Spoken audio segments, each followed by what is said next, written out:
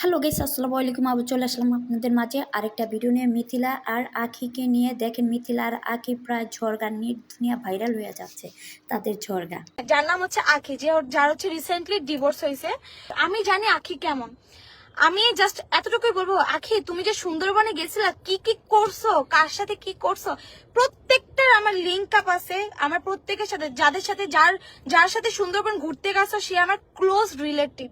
তাহলে বুঝা নাও সুন্দরবনে কি আকাম কুকাম করছো। সবকিছুর কিন্তু আমার কাছে প্রমাণ আছে। আমি চাইলে প্রমাণ দিতে পারবো, কিন্তু প্রমাণের ভার তুমি সামলাইতে পারবে না। কারণ এখন তুমি নিজেই নিজেরা সামলাইতে পারতেছ না, তুমি ওই প্রমাণের ভার কিভাবে সামলাইবা? ওইটা টপিকও বাদ দিলাম। সে আমার ক্যারেক্টার নিয়ে কথা বলে। ভাই, আমার ফ্যামিলি ব্যাকগ্রাউন্ড তুমি জানো কেমন, আর তোমার ফ্যামিলি ব্যাকগ্রাউন্ড তুমি জানো কেমন।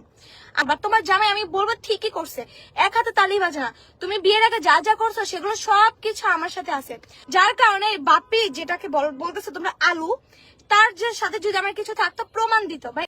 সো মিথিলা আপুর কথাগুলো শুনতেই পারলেন। মিথিলা আপু কি বলতেছে, যদি ভালো লাগে থাকে তাহলে সাবস্ক্রাইব করে রাখবেন আর কমেন্টে জানাবেন কার কার ভালো লাগলো। আল্লাহ হাফিজ।